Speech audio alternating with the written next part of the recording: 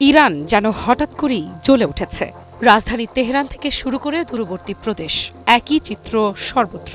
রাজপথে হাজার হাজার মানুষ, ক্ষোভে ফেটে পড়া স্লোগান, বন্ধ দোকানপাট আর নিরাপত্তা বাহিনীর সঙ্গে সংঘর্ষ। যে আন্দোলন শুরু হয়েছিল পেটের দায়ে, তা এখন রূপ নিচ্ছে ক্ষমতার বিরুদ্ধে সরাসরি চ্যালেঞ্জে। প্রশ্ন হচ্ছে, হঠাৎ কেন রাজপথে ইরানিরা? এই বিক্ষোভের কেন্দ্রবিন্দুতে রয়েছে ভয়াবহ অর্থনৈতিক সংকট। ইরানি মুদ্রা রিয়ালের দরপতন যেন কোনো থামার নামই নিচ্ছে না। সম্প্রতি $1 মার্কিনের বিপরীতে ইরানি রিয়ালের মান ছাড়িয়ে গেছে 14 লাখে। ইতিহাসে এমন নজির ইরানে আগে আর দেখা যায়নি। এর সরাসরি প্রভাব পড়ছে সাধারণ মানুষের জীবনে। নিত্যপণ্যের দাম বেড়েছে কয়েক গুণ। ভাড়া, ওষুধ, জ্বালানি সবকিছুই সাধারণ মানুষের নাগালের বাইরে চলে গেছে। এই পরিস্থিতিতে ক্ষোভ প্রথমে বিস্ফোরিত হয় বাজারে। তেহরানের ঐতিহাসিক গ্র্যান্ড বাজারের ব্যবসায়ীরা ধর্মঘটে নামেন। খুব দ্রুত সেই আন্দোলনে যুক্ত হন শ্রমিক, শিক্ষার্থী, বেকার যুবক ও মধ্যবিত্ত পরিবারগুলো।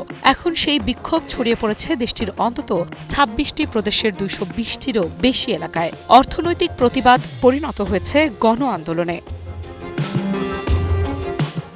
কিন্তু গল্প এখানেই শেষ নয়।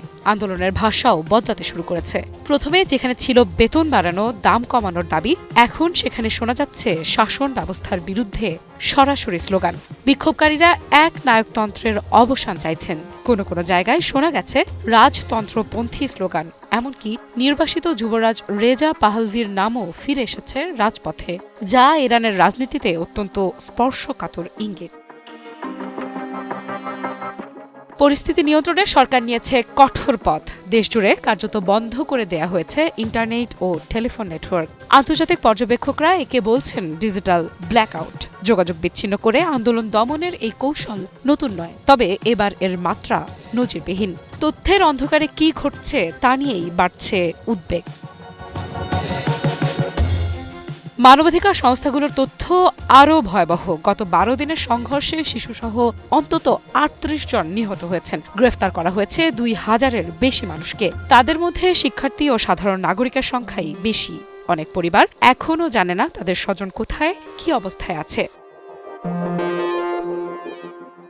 হিরন আরও মিনারেল ওয়াটার মাত্র 50 পয়সায় প্রতি লিটার। অন্যদিকে ইরানের রাষ্ট্রীয় সংবাদ মাধ্যম দাবি করছে এই অস্থিরতার পেছনে রয়েছে বিদেশি শক্তির উস্কানি। তবে রাজপথের মানুষের চোখে ক্ষোভের কারণ একটাই, অসহনীয় জীবনযাত্রা আর দীর্ঘদিনের জমে থাকা হতাশা। বিশ্লেষকেরা বলছেন, অর্থনৈতিক সংকটে এখন ইরানে শুধু পকেটের সমস্যা নয়, এটি বিশ্বাসের সংকটে পরিণত হয়েছে। আফরিদা ইফরাক, নিউজ 24।